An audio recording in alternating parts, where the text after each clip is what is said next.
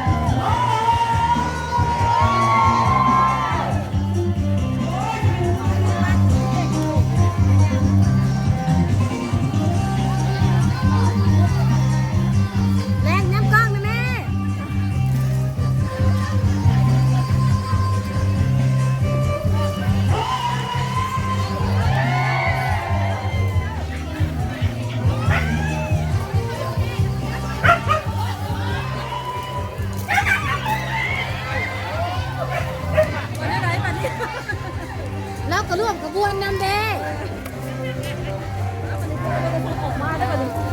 เอาคนร้ายขนาดเนาะก็คนร้ายสมนั่นเท่าไหร่เนาะรอบที่2เลยได้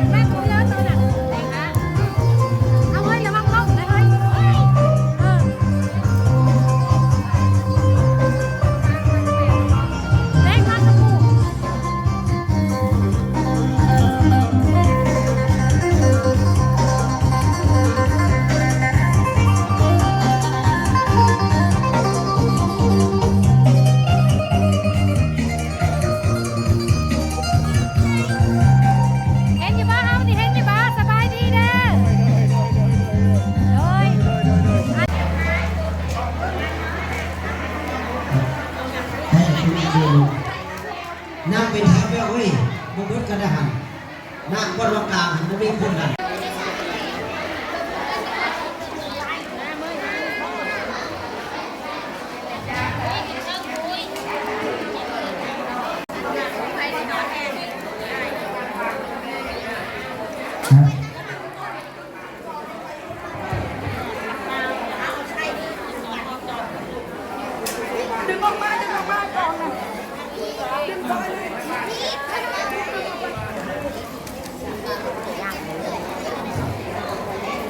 นังว่าเลย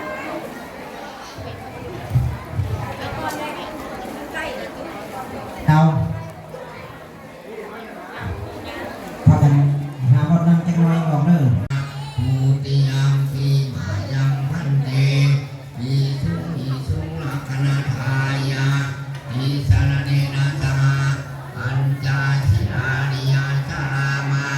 อาติยามปีมายังพันเตมีสุลักขณาทายา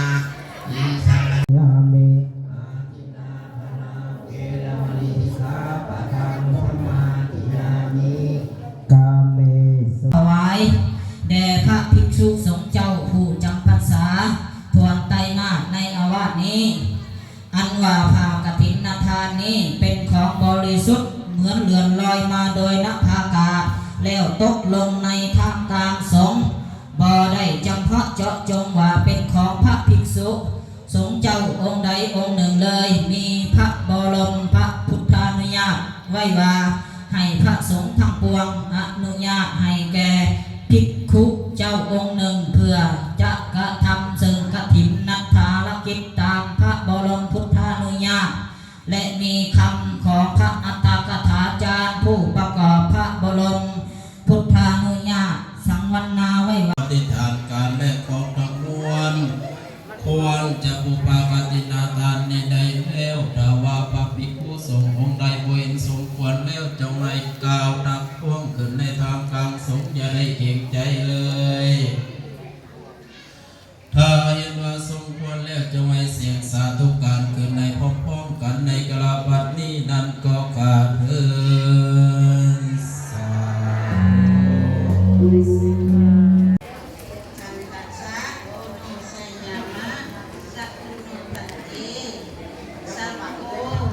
เนี่ยเป็นอะไรหนึ่งด้วยตัวนี้เนี่ยสัพพะนิวรังกัตถินะพุทธังสังกัสสะโอโนไสยามะโอโนไสยามยเพชโอโนภายภาคาทินกิวรกับทางบริวารนี้แด่พระสงฆ์ขอพระสงฆ์จงรับภาคาทินถ้ากันเองกับบริวารนี้ขอปกขนอดทั้งหลายเล็กงานรับแล้วขอจงตาใช้กะทินด้วยผ้านี้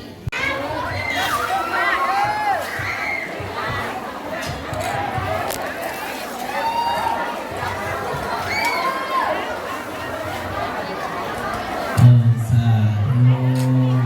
เอาไม่ออกเอามีต้นมีอย่างเอามาเคนเด้อเคนโลกันมาโอเคนเลยสาธุเอามาเคนไปออกยืนกลับมาโลก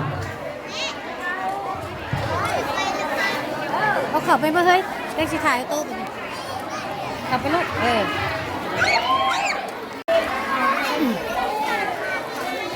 าอันต้นกันเราเพิ่งพูดถึงอยู่นอกยังหลายอยู่เอามาเด้อเข้ามา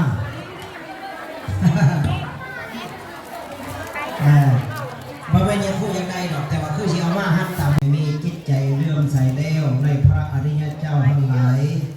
ซึ่งเป็นผู้โกงคงที่บริจาคให้เป็นเขาบ่ได้บกพร่องไปด้วยเหตุนั้นเลยเตปิปุญญัสสะภาคิโนชนทั้งหลายเหล่านั้นจะเป็นผู้มีส่วนแห่งบุญนั้นด้วยตัสมาทะเทอัปปติ แป๊บหนึง